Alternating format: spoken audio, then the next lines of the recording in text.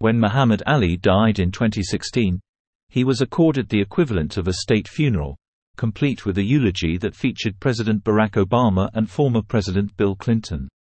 During the last 3 decades of his life, from lighting the Olympic torch in Atlanta in 1996 until his death, Ali became a virtually sanctified figure, embodying the movements for civil and human rights that he came to symbolize in America and around the world. As Muhammad Ali, a new 4-part documentary series made by Ken Burns, Sarah Burns and David McMahon explains, it didn't start out this way. The film's cumulative power, for both a historian familiar with the period and for people less familiar with this history, is its ability to unpeel hidden layers of a story that has become American folklore. Muhammad Ali offers the most fulsome portrait of the iconic sports star to date, showing him to be a man full of paradoxes. A freedom fighter who abandoned one of his early mentors, Malcolm X, in favor of a group that would take advantage of him for over a decade. A black nationalist and Pan-Africanist who warmly shared the stage with the dictator Mobutu Sese Seko of Zaire, whose legendary corruption and record of human rights violations seemed antithetical to Ali's human rights advocacy. A family man whose multiple marriages were marked by infidelity. Why Ken Burns took on The Greatest Athlete of the 20th Century film successfully illuminates how the highs and lows of Muhammad Ali's life personify much of the political conflict and racial upheaval that marked American life, and the larger world, in the 1960s. The mythology of Ali that emerged in the 1990s onward tends to sanitize this legacy, making the icon a more comfortable exemplar of American exceptionalism by smoothing his rough edges. And America's, too. This documentary's greatness lies in how it reminds a new generation of audiences that Muhammad Ali's athletic excellence and political rebellion mutually defined not only his time but also our own era of racial and political reckoning.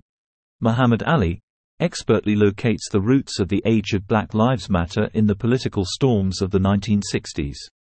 The film's depictions of that era's racial segregation, police brutality and cultural antipathy for black folk feel achingly familiar to contemporary audiences. Ali's audacity, telling reporters, and many white Americans, in 1964 after becoming world heavyweight champion, "I don't have to be what you want me to be, I'm free to be who I want," disrupted an unspoken racial compact for black athletes and reimagined the boundaries of the possible in ways that anticipated our present moment. Born and raised in the violently segregated city of Louisville, Kentucky, of the 1940s and 1950s, Cassius Marcellus Clay came of age in a historical milieu indelibly shaped by race.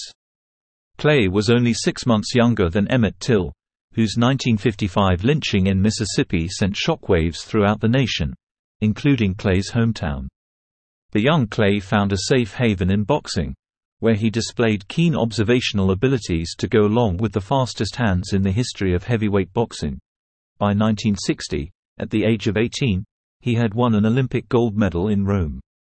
At first, reporters loved the handsome, brash and cocky young fighter whose quotable lines, like, "I'm so mean, I make medicine sick," made for good copy. One of the many pleasures of Ali documentary is watching Clay's evolution into Muhammad Ali.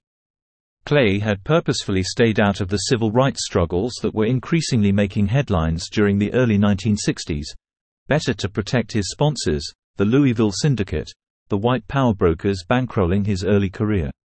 Yet he yearned for a personal dignity that he quickly realized could not be bought. Clay found inspiration in the Nation of Islam. An encounter with a Nation of Islam member selling the newspaper, Muhammad Speaks, in Miami, where he trained for fights, piqued his curiosity about becoming a Muslim. Attending religious services at Miami's Temple No. 29 Mosque, where ministers preached that God was black, showed Clay an alternate reality to the institutions of white supremacy normalized in his youth. Clay flourished, hearing a message of black political and cultural self-determination that dovetailed with his own aspirations for enjoying a kind of personal dignity perpetually denied to African Americans. The film provides a potent explanation to why Clay became so attracted to the Nation of Islam. Rather than abandon the black world he grew up in for anticipated riches, Clay sought dignity for himself and others. As a budding Noi devotee, Clay met Malcolm X, the group's national representative, who would become one of his most important friends and mentors. Clay and Malcolm grew attracted to each other's hidden depths, rarely visible to the general public.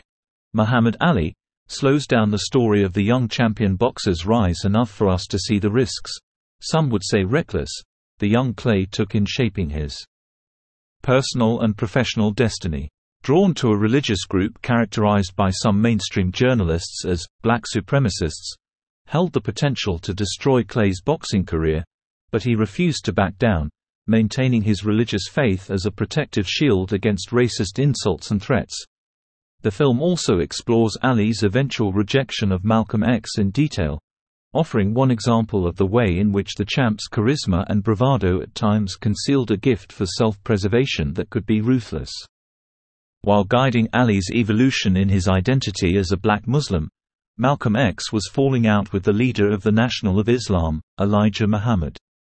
Malcolm broke with Muhammad in early 1964, announcing his plans to form his own organization. In May 1964, Ali toured Africa on a trip initially orchestrated by Malcolm, with whom he briefly reunited with in Accra, Ghana. Malcolm tried to greet him. With harsh words, Ali turned away. Their friendship ended there, to Ali's later regret, especially since Malcolm was killed the following year in a political assassination while giving a speech in New York. As the film shows, Ali became, by his trip to Africa, a global symbol of black pride. He embraced the NOI's racial separatism not out of weakness but from a position of strength. He basked in his growing celebrity, meeting with African leaders, wading through tremendous crowds and deepening his ties to a global Islamic community. Ali's personal belief in Islam dovetailed with political convictions about the need to confront white supremacy, no matter the cost. Muhammad Ali illustrates how even as his significance to black communities in the United States and abroad grew, Ali's charisma, bravado and humor curdled in the eyes of millions of white Americans as he strayed further from their idea of what a black male athlete should be. Ali's refusal to fight in, or approve of, the Vietnam War turned him into a despised figure in mainstream America and burnished his stature as a countercultural icon. Denied status as a conscientious objector, hounded by a boxing commission's refusal to let him fight domestically, Ali fought overseas throughout 1966 before being stripped of his boxing license and heavyweight championship the next year, for refusing to be drafted into the Army. Sentenced to 5 years in prison and a $10,000 fine for resisting the draft in 1967, Ali became an itinerant Black Power spokesperson, with the Noi distancing themselves from the former champ as he faced stiff political headwinds. In so doing, Ali became a model for black resistance to systemic racism domestically and American imperialism abroad.